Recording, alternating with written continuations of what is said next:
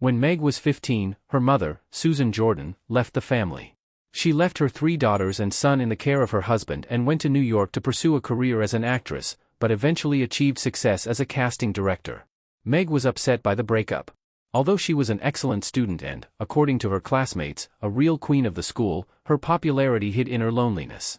After school, Meg entered New York University in the journalism program, but a year later, thanks to the connections of her mother, who was still working as a casting director, she starred in several commercials.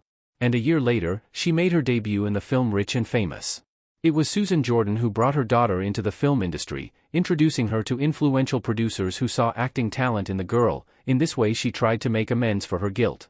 Meg saw the endless auditions as an opportunity to get closer and reconnect with her mother. When Susan's then-boyfriend told her that her mother was telling everyone about her daughter's dream of becoming an actress, she coldly responded, "Oh, really?" Their relationship never became trusting. Nevertheless, Ryan dropped out of college to star in soap operas.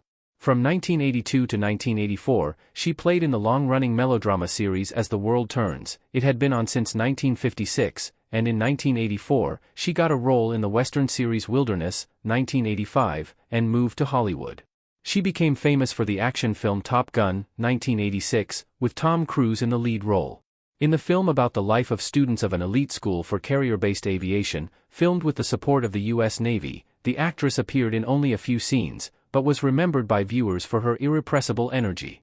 And the phrase, "Take me to bed or lose me forever," in the original Take Me to Bed or Lose Me Forever, which her character uttered, instantly became iconic. For several years, Ryan was stuck in the role of the main character's girlfriend. In the science fiction action film Inner Space, 1986, she played journalist Lydia, who helped save her ex-boyfriend, who was shrunk in a failed experiment. In the melodrama Distant Dreams, 1987, she played Bev, a manic dream girl and soon a new wife. In the thriller Dead on Arrival, 1988, she transformed into a charming student Sydney, with whom the film's main character, a college professor, spends an evening. And then in 1989, the romantic comedy When Harry Met Sally premiered, which made Meg Ryan a star. America's Sweetheart. Screenwriter Nora Ephron wrote the witty journalist Sally Albright, who believes in the possibility of friendship with members of the opposite sex, from her own perspective. The plot was based on arguments about the relationship she had with her friend, director Rob Reiner. The film about classmates Harry and Sally, who have been friends for many years and can't decide who they are to each other, finally presented a complex heroine who could be nervous and reserved, arrogant and good-natured, sarcastic and tender, uncompromising and understanding. In a word, she was a living woman in whom viewers could recognize themselves. Meg Ryan's brilliant performance brought her not only her first Golden Globe nomination, but also the love of all of America. The famous scene where Sally publicly fakes an orgasm was invented by the actress herself. In the script, Harry and Sally only discussed it.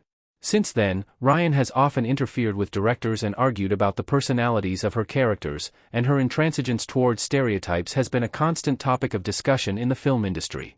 The real Meg is not feisty, or cheeky, or soft. She's talented and strong.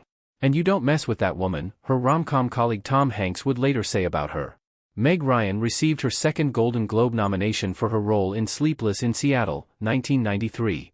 She played Annie, who believes in true love so much that she's going to call off her own wedding because she suddenly feels a special connection with widowed architect Sam Baldwin. Tom Hanks, who pours out his heart on the radio show Sleepless in Seattle. The heroine relies on fate and sends the man a touching letter inviting him to meet on the roof of the Empire State Building. In this film, Meg Ryan once again transformed into a girl without flaws and serious internal conflicts. She would play such an ideal female character, which satisfied a wide audience, more than once. For example, in the melodrama City of Angels, 1998, her character is an empathetic female surgeon, whose spiritual purity conquers a real angel, Nicolas Cage. And in the romantic comedy You've Got Mail, Ryan played a dreamy and selfless owner of a children's bookstore, who falls in love through correspondence and unsuccessfully tries to save the bookstore from ruin. This role brought her a third Golden Globe nomination. But the actress felt cramped in one role. Rock and roll, drugs, and sex after 50. The flawless screen image of America's Sweetheart was at odds with the actress's real life. Ryan spent 10 years married to actor Dennis Quaid, who suffered from drug addiction. Her mother publicly condemned her daughter's choice, saying that it was very convenient for her to present herself as a savior angel in this relationship. While the tabloids accused the actress of infidelity, her photos with her co-star in the action film Proof of Life, 2000, Russell Crowe graced the front pages. She herself repeatedly faced her husband's infidelity. Worse, the America's Sweetheart label severely limited Ryan's choice of roles and did not allow her to blossom as an actress. In rare dramas, Meg always gave it her all to prove that she was actually complex and contradictory, and not just a rom-com queen. I was making very reactive choices, comedy, then drama, big movie, then small movie. I didn't know what I was doing. I was just learning in front of everyone, Ryan said. Meg's first serious challenge was her participation in the biopic The Doors, 1991, dedicated to the formation of Jim Morrison. In Oliver Stone's drama, she played the rock musician's muse and lover Pamela Courson. To understand and reveal the character of the heroine, the actress communicated with relatives of the real Pamela. According to critics, Ryan managed to convey the tragedy of a girl in an abusive relationship with the star, but she deserved more screen time. In 1994, she starred in the family drama When a Man Loves a Woman, where she played a young woman who faced alcohol addiction. Meg Ryan's angelic appearance contrasted sharply with her self-destructive behavior and aggression. Critics noted that the actress was able to reflect the internal torment of an alcoholic on the path to recovery without stereotypes and moralizing. After her dramatic triumph, the actress continued to experiment with genres and convincingly played the traumatized but unbroken Irishwoman Catherine in the historical film The Queen's Grace, 1995, which takes place in England in the mid-17th century.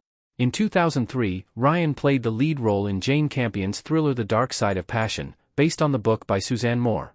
The actress played New Yorker Franny Avery, who explores her sexuality in an affair with a detective investigating a series of brutal murders.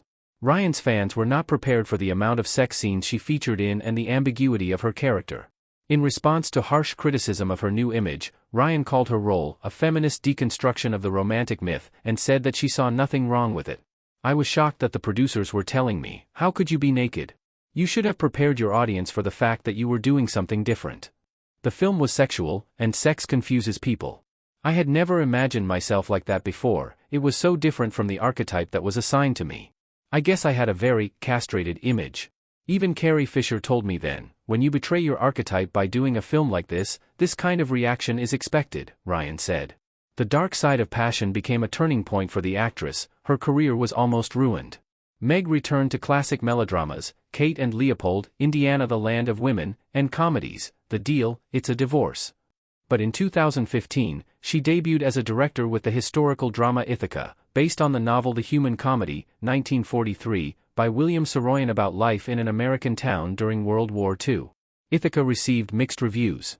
Some critics praised the film for its piercing look at the story of 14-year-old Homer coming of age during wartime and noted the strong acting, while others scolded the film for being incomplete and mediocrity. After this, Meg Ryan left the film industry for an indefinite period, admitting that she was burned out. She returned to directing only 8 years later, filming the romantic comedy What Happens Next based on the play Shooting Star by Stephen Dietz, in which she played the leading female role. According to the plot, former lovers Will, Meg Ryan, and Bill, David Duchovny, accidentally meet at the airport many years later and get stuck there because of a snowstorm. According to statistics, women over 40 still rarely become central characters in films, especially rom-coms. The representation of 50-year-old heroines is 8%, and 60-year-old heroines, 7%.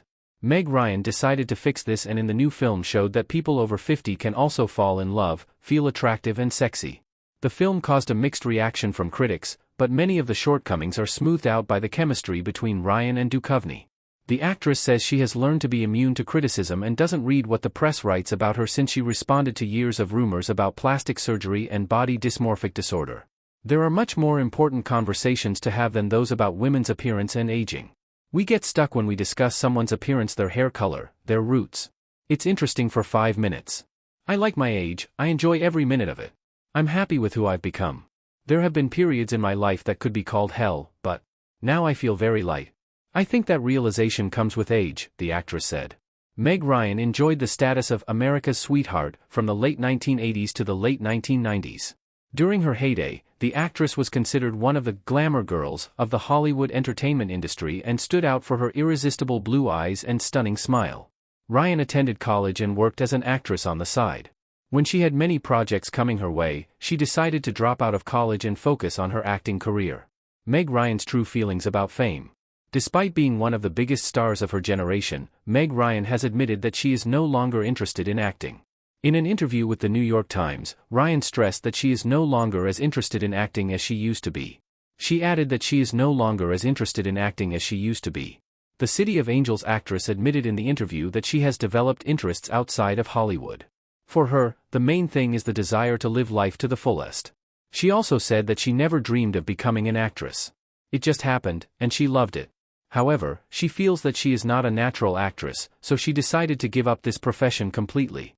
The drastic changes in Meg Ryan's life now that she's out of the spotlight. Like everyone else, she couldn't stay on top for the rest of her life, and that's exactly what happened to Meg Ryan. She enjoyed her moment in Hollywood while it lasted. However, in the early 2000s, her life and acting career went downhill. At the time, her 10-year marriage to actor Dennis Quaid was also falling apart, and her career stalled after the film Proof of Life. The biggest scandal that affected her successful career was her relationship with co-star Russell Crowe. Ryan's reputation took a huge hit, as her career was built on the image of a decent woman. Her team tried to change her image by taking her projects to the next level when she appeared nude in the erotic thriller Out of the Blue. This is the reason why Hollywood gave up on Meg Ryan.